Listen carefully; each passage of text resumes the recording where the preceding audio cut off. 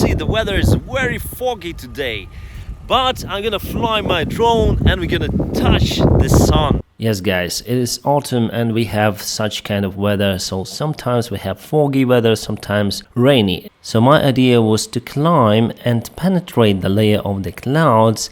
The clouds were holding the light from entering the ground surface, so let's try to do it.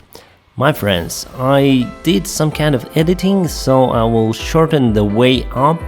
And you see the drone is climbing already and we entering the clouds. Those are the stratus clouds, and I hope that soon we're gonna see the sun.